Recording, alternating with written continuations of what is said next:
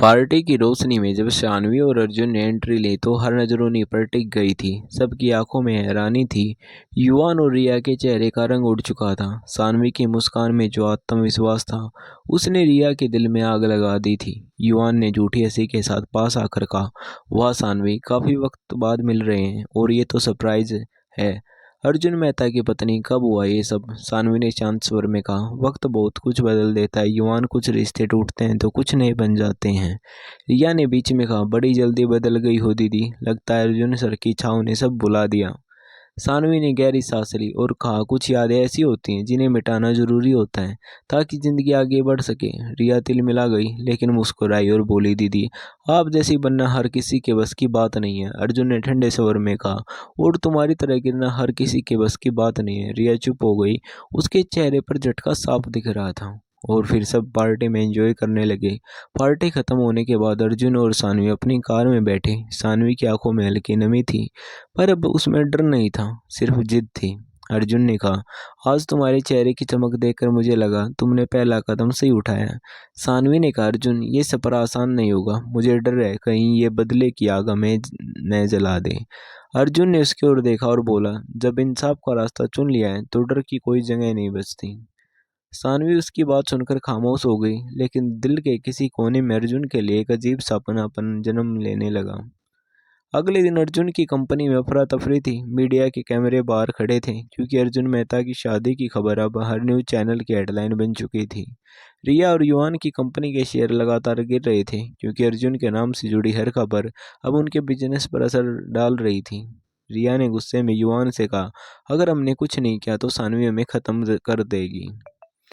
युवान ने कहा, मैं कुछ बड़ा प्लान कर रहा हूँ, वो मैं गिरा नहीं पाएगी। दूसरी ओर सानवी ऑफिस में अपने काम में लगी थी। तभी अर्जुन ने उसे बुलाया।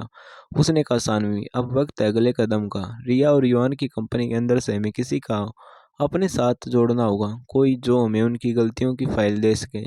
सानवी ने सोचा और कहा, मैं किसी को जानती हूँ जो वहाँ काम करता है, नेहा, वो मेरी पुरानी दोस्त है, मैं उससे बात करूंगी।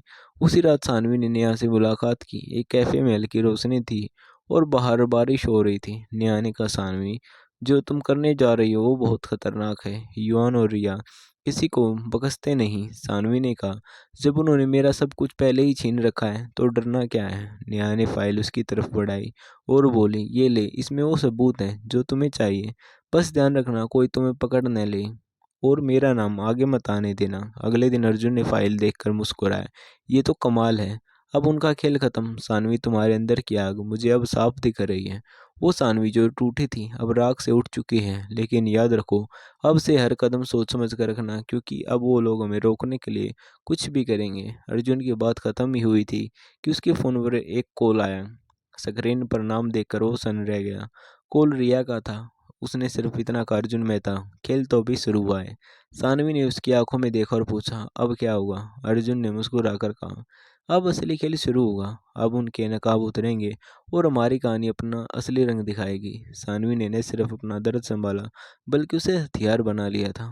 वह रो रही नहीं रही थी, अब वह योजना बना रही थी। नेहा की दी हुई फाइल में जो कागजात थे वे सिर्फ दस्तावेज नहीं थे, वे साक्ष्य थे, रिश्वत जमा रसीदें, फर्जी कंपनियों के कागजात और युवान के और रिया के उन समझौते के प्रमाण जिसमें उन्होंने हवेली और अमर प्रताप का भरोसा तोड़ा था। सानवी ने रात दिन एक करके वह समझ गई थी कि मौसम तेज होते हैं पर दौलत और पावर से लड़ने के लिए ठंडा दिमाग चाहिए। सानवी ने सबसे पहले सरकारी अधिकारियों से संपर्क न किया। वह जनता का हथियार चुनना चाहती थी। सोशल मीडिया और मीडिया के जरिए युवान और रिया की सच्चाई सार्वजनिक करने की योजना बनाई। अर्जुन की उसकी हर चाल में मदद की, पर अर्जुन ने एक शर्त रखी। वह चाह रहा था कि सारा खेल साफ साफ कानूनी तरीके से खेला जाए ताकि कोई बच न पाए। सानवी ने हाँ कह दी।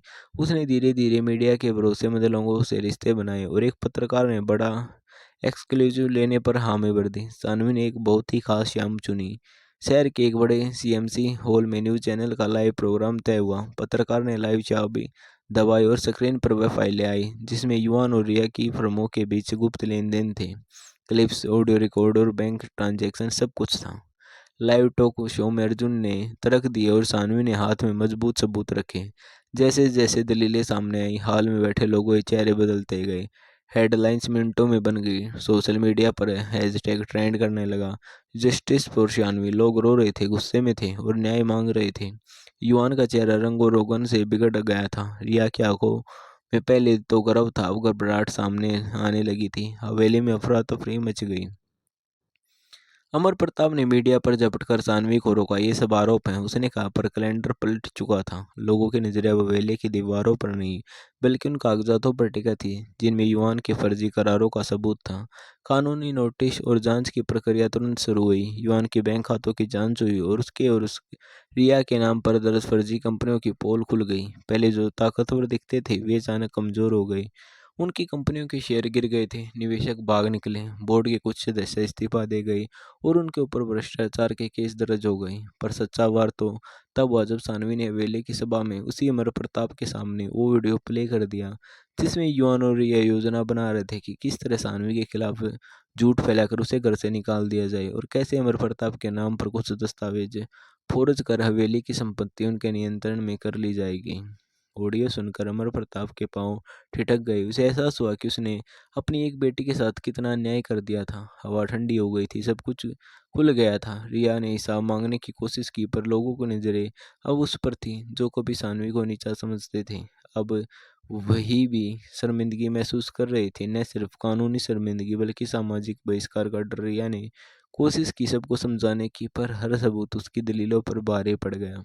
शहर में लोग उसे और युवान को घृणा की नज़रों से देखने लगे। इसी बीच सानवी ने सिर्फ बदला नहीं लिया, बल्कि उन लोगों के पैरों के नीचे जमीन भी छीन ली जो निर्दोषों का जीवन बर्बाद करते थे।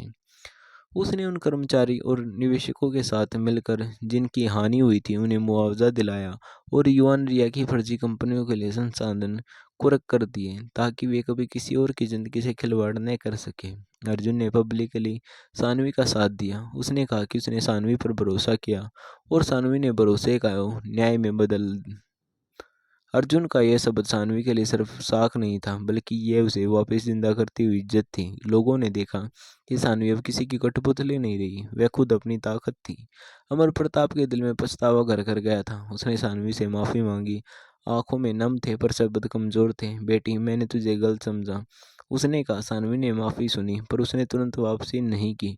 उसने कहा, आपका माफीनामा ही बस इतना काफी नहीं है, साबित करो कि तुमने अपनी गलती से क्या सीखा। उसने अमर प्रताप से हवेली की कुछ जिम्मेदारियों और समाज सेवा के प्रोजेक्ट का वादा लिया ताकि वही हवेली अब दूसरों की मदद का केंद्र बने। रिया और युवान का पतन पूरा हुआ, पर सानवी ने बदले की आग में सिर्फ जलाने का काम नहीं किया, उसने न्याय और सुधार भी किया। उसने युवान की गई गलतियों के कारण जिन लोगों की नौकरियां गई उन्हें वापस दिलवाने की पहल की और रिया के कुछ खेलों का शिकार जिन महिलाओं को उन्होंने बदनाम किया था उनके नाम पर सहेज कर मुआवजा दिलवाया।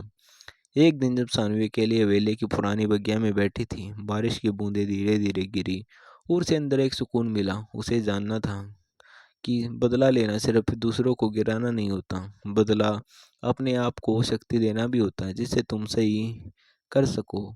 उसने अब चाहा कि अपने जीवन को नई दिशा दे। उसकी आंखों में अब कोई खून नहीं था, पर एक नई जिम्मेदारी थी। अर्जुन ने प्रस्ताव रखा कि वे एक साथ एक नई संस्था बनाएंगे जो महिला सशक्तिकरण पर काम करेंगे और झूठे आरोपों और संपत्ति हड़पने जैसी घटनाओं से पीड़ित लड़कियों की मदद करेगी। सानवी ने हाँ कर दिया। अब उसकी लड़ाई सिर्फ अपनी कहानी तक सीमित न रही, बल्कि उसने उस जख्म को ऐसे गांव में तब्दील कर दिया जो दूसरों के काम भी आ सके। कई महीने के बाद कोर्ट का फैसला आया। युवान और रिया को सजा हुई और उनकी संपत्तियों पर जुर्माना लगा। कोर्ट ने यह भी कहा कि हवेली के नुकसान का एक बड़ा हिस्सा पीड़ितों को दिया जाएगा। अमर प्रताप ने समाज के सामने अपनी गलती कबूल की और सानवी के साथ मिलकर एक सार्वजनिक योगदान दिया। कहानी का आखिरी दृश्य सादगी से भरा था। सानवी ने उस बगीचे में खड़े होकर देखा कि बच्चे खेल रहे थे, महिलाएं एक साथ खड़ी थी और हवेली के बाहर वह संस्था का बोर्ड चमक रहा था, सानवी मेहता फाउंडेशन। लोग उसे सलाम कर रहे थे, पर सबसे पीछे एक ठंडी पीठ थी, रिया की, जो अब कुछ भी नहीं कह पा रही थी, बस पछतावा और अकेलापन। सानवी ने कभी नहीं सोचा था कि बदला सब कुछ मिटा देगा। वह सिर्फ चाहती थी कि इंसाफ हो और जो गलतियां हुई वे सुधरें। बदला मिल चुका था, अब उसके चेहरे पर शांति थी और उसमें एक नई रोशनी जो बताती थी कि टूटकर भी इंसान फिर से बना जा सकता है। आपको कहानी कैसी लगी कमेंट करके ज़रूर बताना और चैनल को सब्सक्राइब कर लेना।